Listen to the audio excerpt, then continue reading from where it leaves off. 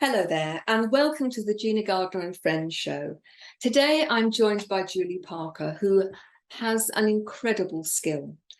Julie Parker is a face reading expert and a dating consultant. And anyone who's had a difficult relationship or a string of failed relationships really needs to listen, because she has something that will be very, very helpful to you. Julie, thank you very much for joining me on the show.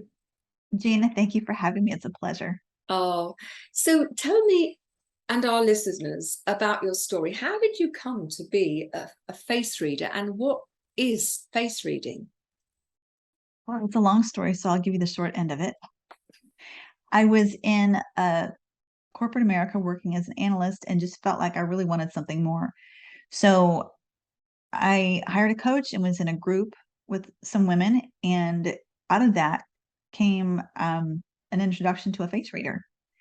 And I was super curious about it. So I got on the website, poked around, and scheduled an appointment because I was really intrigued. And oh my goodness, this was 2014. I was blown away. I mean, many people are on a journey to figure out why certain things are happening in their life, how to improve their lives and just have a better experience. I was on that journey as well and went through therapy and workshops and all kinds of different things. And bar none, this blew it out of the water. Answered questions that I'd had for decades that I could not get answers to previously, and shed light about certain things that were happening that I was criticizing myself for. She shed a positive light on it. And it was empowering. It gave me self-confidence. It was insightful and fascinating. So I had to learn how to do it. I asked her if she was teaching workshops or she taught people how to do it. And she said, yes. So I went to one workshop, followed by a 6-day intensive workshop. And that was just the beginning. I couldn't stop. So I asked her more about it. And she said, I said, can I really do this? And she said, I hate to toot my own horn, but you are pretty good at this. Go out and do this. So that was a really nice confirmation. So I just started doing readings for people, generally speaking, general readings. And what had come up recently over the past year or so was people were really asking for information about dating matches because, with everything happening in the world right now, people aren't really getting together in person or meeting at bars as much as they had been. And the online space is becoming quite popular. And just like with job interviews, this is a relationship interview, and people inflate their profiles. They tell you what they want you to know about them or what they think that you want to know about them, and you're not getting the full scoop. So you end up with people and find out that things aren't as they said that they were. So it's a little bit of a rude awakening. Now, to give you a little bit of a description of what face reading is. Many people think it's similar to reading people's expressions, which is fabulous, and it's completely different. Plus, it's not psychic. I can't read. It's not like tea leaf reading or fortune telling, but by looking at someone's facial features, I can read, or it reveals information about their behaviors, their personality, their characteristics, their traits, and things of that nature. So by looking at someone, you get the inside scoop about their personality and their behaviors, what they're likely to be like, which is far beyond what people will tell you either in an online profile or in conversation. So, it gives a lot of information that's very helpful, very helpful, not only just to know about that person, but to know what you're going to get and see if it's actually compatible with what you're looking for. Years and years ago, I went on a half-day introductory course about face reading run by a woman who worked for the FBI. Yes. And I was fascinated how face reading, as I remember it, and you'll have to tell me whether I'm right or wrong, is that the left side and the right side of the face have a very, very different piece of information, if you like. That's correct. Could you perhaps explain a little bit about that? Absolutely. So the right side of the face is the public side. If you think about it, when you shake someone's hand, if you meet them, you extend your right hand. It's the public side of the body. And when we hug somebody, we hug right shoulder to right shoulder. If it's someone we know intimately, occasionally, they call it a heart hug. It's the left shoulder to left shoulder. And when we meet somebody, also, we tend to look in their right eye. That's the public. Does that stop if you're left-handed, or is it? No. Okay. So the right side is the public or the masculine side, the left side is the personal or feminine side, if that makes sense. And what are I mean, I recognize that faces are not symmetrical. We like to think that they are, but actually, Right. one of the things we were asked to do was to put a piece of paper and on a photograph, and to look at that photograph when you only considered one side or the other. And actually, faces were very asymmetrical when you started to look at the detail. That's true. So, what are the things that you look out for?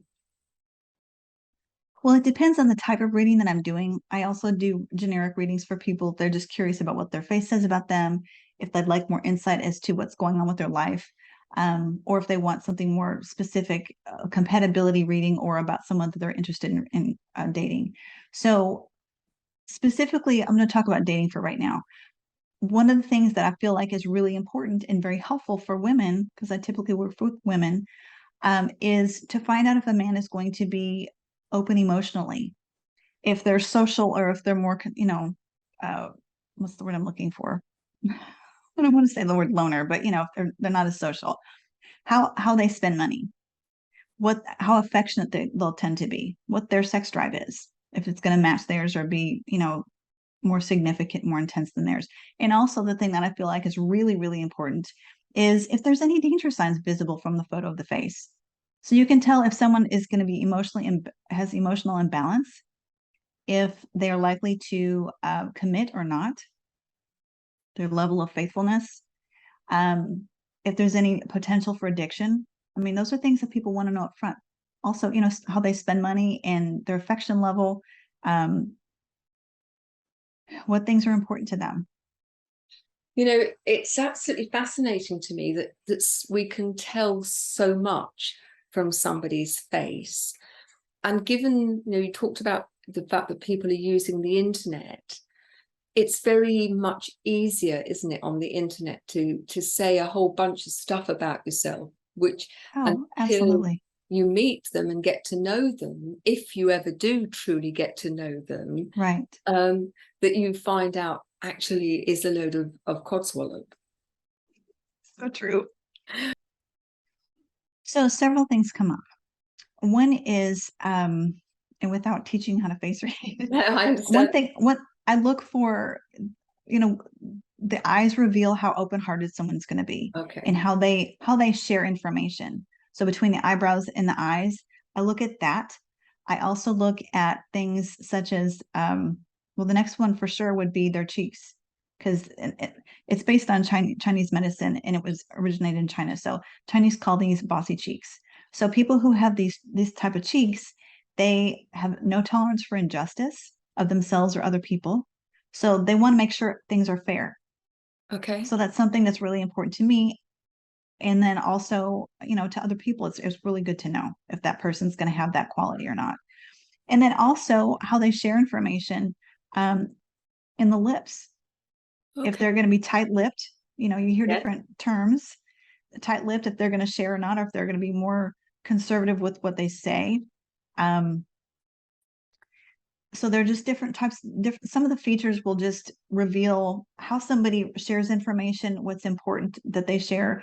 And another thing, like with the eyes, I had one lady who I read in person several years ago, and she had me read someone a friend of hers, that she had, they had a situation come up with their friendship.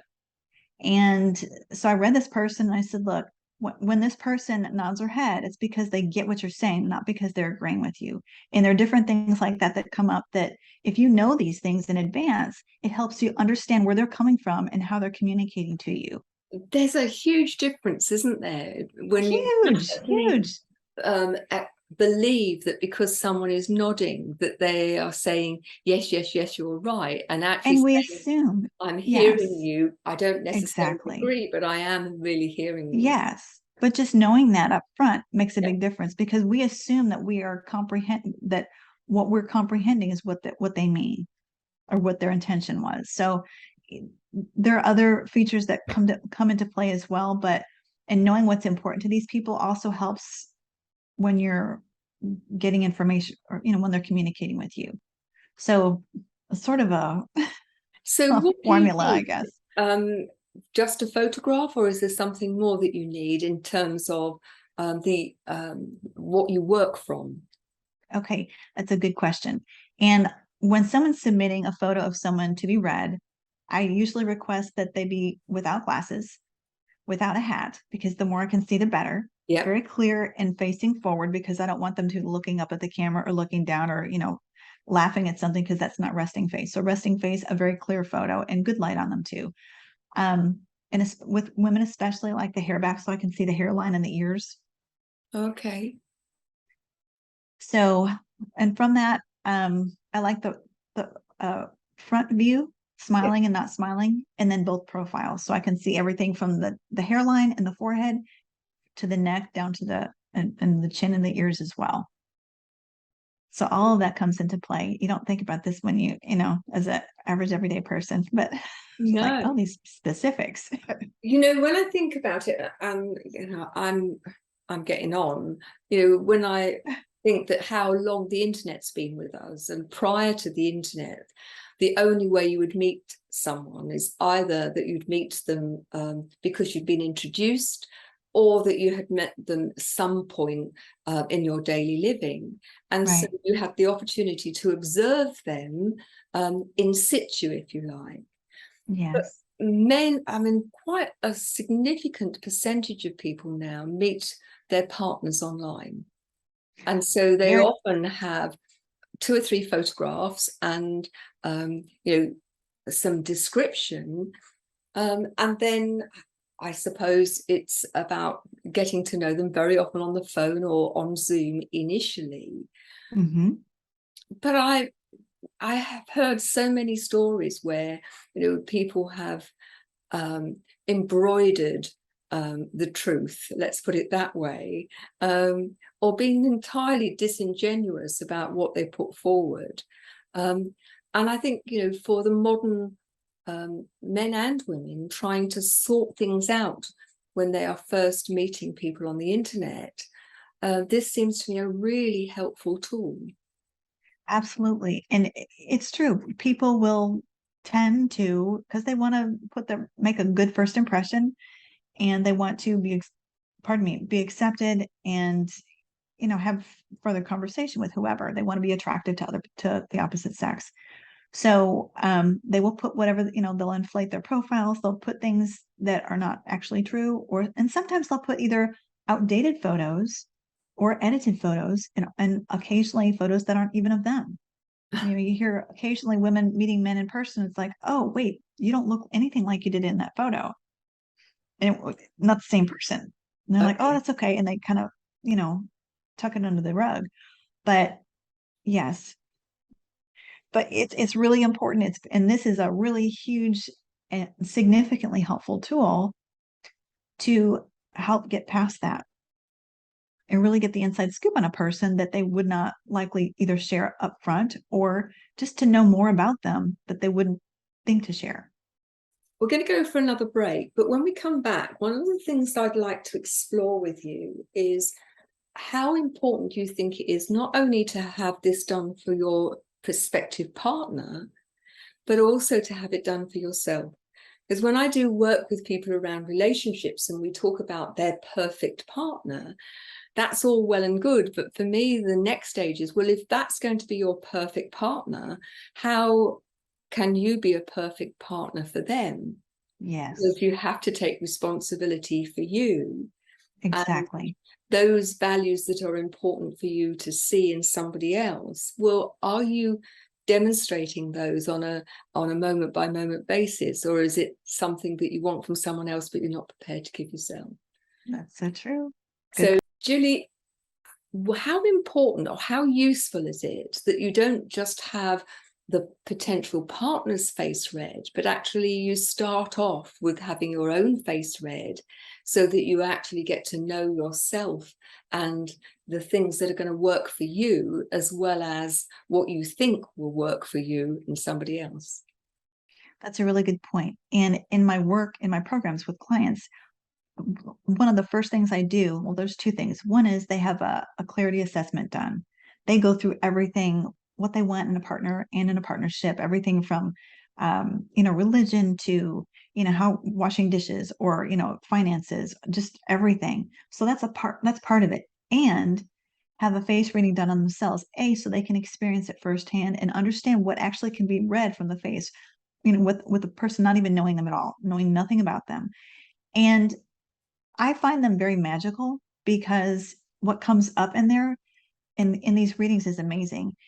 Oftentimes what we will do, and sometimes it starts out even as a young child, we will suppress or forget about things that we really enjoy and that are typically really good at, that we're naturally good at, to appease those in our lives, whether it be a parent or a caregiver or a grandparent or a, fill in the blank. So we repress those things and we wonder why we're unhappy or feeling empty or have some kind of a health ailment coming up. And what comes up in the face readings often is these natural hobbies that these people have. And it's like, oh my gosh, I haven't done that in years. And oh yeah, I didn't do that because I wasn't allowed to, and so it helps you rediscover who you are naturally and helps you discover what's important to you and what it's going to take to make you happy or to rebalance in your life. And that's a huge foundation for, committing to a partnership or establishing a partnership with somebody else. You've got to know yourself and understand yourself in very deep ways so that you know what you want for yourself separately and together in a partnership. And it also helps you, go ahead. Oh, no, you go ahead. It also helps you learn how to express, because when we're looking for a partner, we're not just trying to be accepted by this other person. We're not trying to sell ourselves. We want to know if they match our criteria. But you got to know what that criteria is. I'm going to say, how often do you find that people don't know what they want? Oh, very often. They think they know what they want. Yeah. But, if you think about dating, you go for someone a certain look, and you might be dating the same people in a different body because they've got the same types of looks and features. So the same types of experiences, but also it's the initial oxytocin or the honeymoon phase. You're excited, but you're getting to meet this person in person, spending time with them, you're having a wonderful time, and then reality sets in and things come up because people weren't clear on the front end of what they really wanted. So they become subservient or just brush things under the rug or whatever and wonder why they're miserable and blame the other person. I'm reminded of two clients, and I'd like your view on them. The first, it was a client when we started working together, said, I want somebody to take control. I want somebody, I don't want to have to be reliant on myself to do everything. I want someone who will really, come and say, I've sorted this out. Would you like to do it? And her relationships historically lasted about 6 months, because she would go for somebody who was quite assertive. And then in reality, the relationship was one that was very one-sided. And she started to get frustrated and resent the fact that the person was controlling her life, and she didn't like it. Yes, totally understandable. And what I would say, go ahead. I was going to say, how could face reading have helped her? Well, part of it's face reading and part of it is the coaching that I do with my clients. Yeah. But really getting clear about specifically what she wanted her partner to do. If she wanted someone to take control, in what way. But really having clarity around that so there wasn't an imbalance with that. And so she would attract the right people that could actually do that and provide that for her. And also learn how to communicate in ways that are effective. Yes. And well received. So important. And I think communication is the bedrock of any relationship, whether we're talking about parent child, business to business, team member, whatever. The second client that I'd like to share with you is a client who always went for the bad boys, those who were very had a great physique, who were cheeky and naughty, and the relationships ended in absolute disaster every time. And after our work together, she met a guy and she said, I'm not sure if he's the right guy because he's so different to all of those that I've been out with. And I said, well, what's been the end result of your relationship with those? Mhm. And she thought about it for a moment and, you know, could see the light bulb go on. Well, maybe the fact that this guy is different and he's kind and thoughtful, because she'd equated kind and thoughtful with boring. Understandable. And yes. So typically we have a look or a certain type that we're attracted to, like we spoke of before. And it's a change. And we feel like we're not going to be stimulated or challenged or have the same chemistry or attraction level together. And often what's necessary is to just really be open to a different approach. Yeah. And instead of approaching from your heart or from the chemistry aspect, using your mind to really articulate and think, dig down deep and find out what it is that you really want in a partner and in a relationship together with a partner. What does that look like? What are things that you've always wanted? Couples that you've admired, things that they have in common that you wanted in your relationship with somebody, or things that are really important, or even things in previous relationships where the relationship didn't work, but there were certain things about the relationship that they enjoyed. So bringing all that into play and being clear about it so that they know in the future what they want, as a part of that relationship, what's important, what are must-haves, what are nice to haves, and what are deal breakers. And then seeing what features can help distinguish those aspects or characteristics in that person and see if compatibility wise, because again, it's based on the 5 elements of Chinese medicine to see which elements are going to be compatible and which ones are going to cause friction or disharmony. That's, I think, is really helpful. What strikes me is that this is, I don't know whether you'd call it a science or a strategy, or what sort of title it would come under, but it has so many applications. If you're bringing somebody into a team in your business, having somebody who is the right sort of team member with the right sort of attitude and behaviors is so important. So presumably this could work in any number of contexts. It absolutely can, and it has. Just to give you a little bit of the history, again, it originated in China, and when Taoist monks were the original healers at that time, but because of the traditions and cultures, they couldn't touch women. So I don't know how they came up with this, but they were able to look at someone's face and be able to diagnose health ailments. And then they discovered that there were personality traits that were similar within features of people's faces. And then emperors got wind of this, brought them in when they were wanting to hire someone to add to their staff to make sure they had the right skill set, they could be trusted, and they would get along with the other team members. So over the centuries, presidents have used it, corporations have used it, the entertainment industry now uses it to cast actors and actresses for roles. But these monks became the original life coaches, career counselors, and matchmakers at that time. So it's multifaceted. It can work in many ways. And people have brought pictures of their children to me because there's friction there. And they wanted to know how better to interact and relate with them. So there was harmony again. So they could communicate in a way that the child could hear them. I wish I had known this when my son was younger. It would save so much grief. But, I know it now, and, things are better now. But yeah, it's multifaceted in that aspect and so helpful. How can people get hold of you? They can go to my website, which is clearlycompatible.com. Okay. Clearlycompatible.com. Yes. So Okay. I spell it. And I know you've got a great offer. Yes. So for those of you dating, I have something that I put together called the 10 questions to ask any potential dating match before meeting in person. And there's a list of 10 questions and why they're important, which is, I feel like, very significant when you're meeting someone up front. So oftentimes what happens is people will get tongue-tied or they're awkward, they don't know what to say. And these really help get the conversation going and give you information while you're doing it. Brilliant. So it's clearlycompatible.com. Yes. Thank you very much for joining us today. Julie, it's been a pleasure as always. Thank you very much. Thank you so much, Gina. And those of you who are listening, please join me on the next show. Take care now. Bye-bye.